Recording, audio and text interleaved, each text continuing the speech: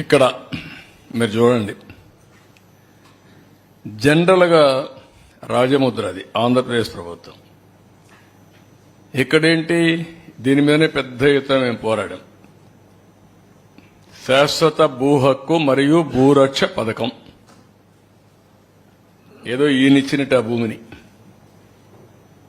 తరతరాలుగా వారసత్వంగా భూమి వచ్చింది, కష్టార్జిత భూమి వచ్చింది. ఆ భూమి అతను కొనుక్కుంటే ఈయన ఫోటో వేసుకొని ఊరిగే పరిస్థితికి వచ్చాడు. ఇవన్నీ కూడా ఒక మనిషి యొక్క అహంభావం. నాకు ఎదురు లేదు, నా ఇష్ట ప్రకారం చేస్తాను, ఏం చేస్తే చెల్లుబాటు అవుతుంది అనే అహంభావంతో పరిస్థితికి వచ్చారు. దీని ఖర్చు 13 కోట్లు.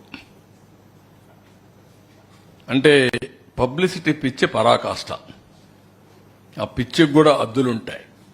భూమి వాళ్ళ సొంతం, వాళ్ళ తల్లిదండ్రులు, వాళ్ళ కష్టార్జితం, దానిపైన ఈయన ఫోటో బలవంతంగా వేసి ఇవ్వడం. అంటే ఇది క్లియర్గా ప్రభుత్వ అధికార యంత్రాంగాన్ని, ప్రభుత్వ అధికారాన్ని దుర్వినియోగం చేయడం ఇష్టానుసారంగా. నెక్స్ట్